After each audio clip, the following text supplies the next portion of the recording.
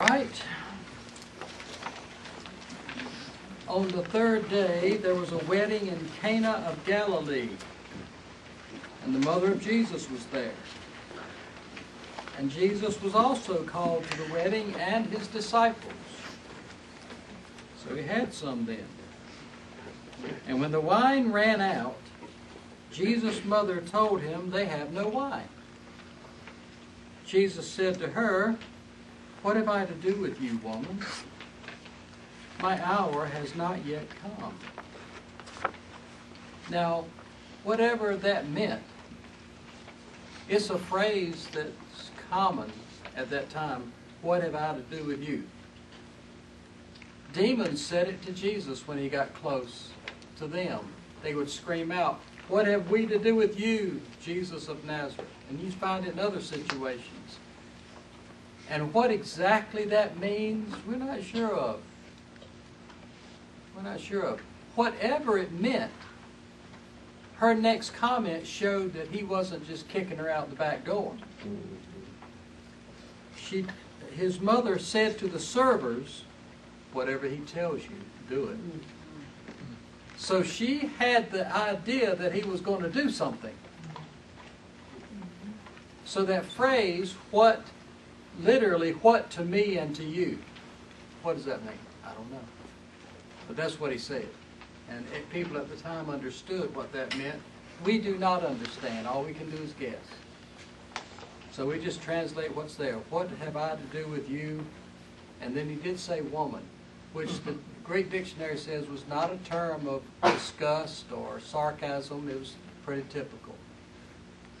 What have I to do with you, woman? My time has not yet come. Whatever he tells you, do it.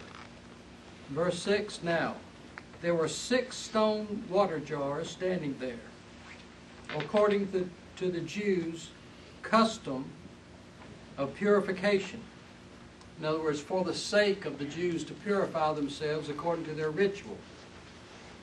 They washed themselves up to their elbows, one source says, before they ate. It was just a custom. But they had 6 stone jars there to accommodate all the guests at this wedding to make sure they were ritually clean before they ate. Each one able to hold 2 or 3 measures, or about 20 to 30 gallons of water. Jesus said to them, "Fill the jars with water." And they filled them to the brim. Now, why didn't they already have water? If it was according to the Jews' custom of purification, why wasn't the water already in there? I don't know. So they filled them up to the brim. Then he said to them, "Now draw out some and carry it to the head steward." And they took it. Then when the head steward tasted the water that had been turned into wine, not knowing where it came from, though the servers who had drawn the water knew, the head steward called out to the bridegroom and said to him, "Every man sets out the good wine first, and then when they are drunk, then the inferior. You have kept the good wine until now."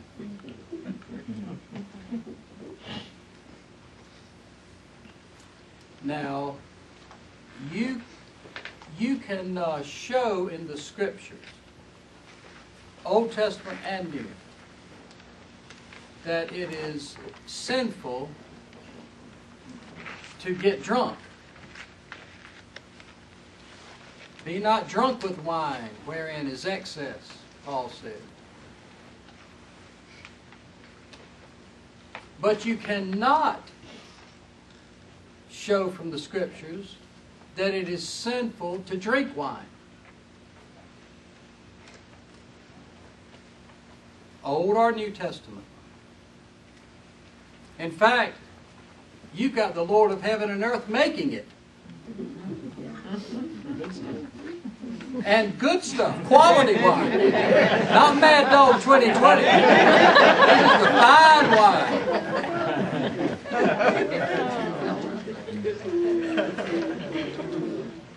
And it's doubtful I will return, but if I ever go back to Israel, I'd rather drink the wine than the water. Drank the water last time and my medical bills end up more than the whole trip cost. The wine's been at least fermented, killed some of the germs. Drinking wine was a pretty good idea at this time.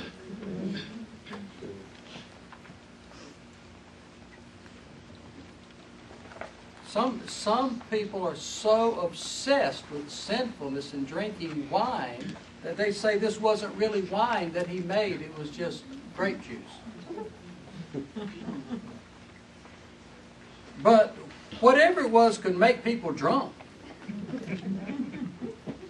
They understood that. We don't have to protect Jesus. He made wine.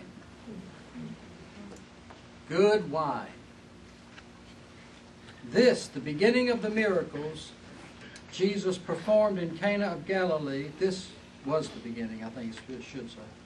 Jesus performed in Galilee, Cana of Galilee, and manifested his glory. And his disciples believed in him.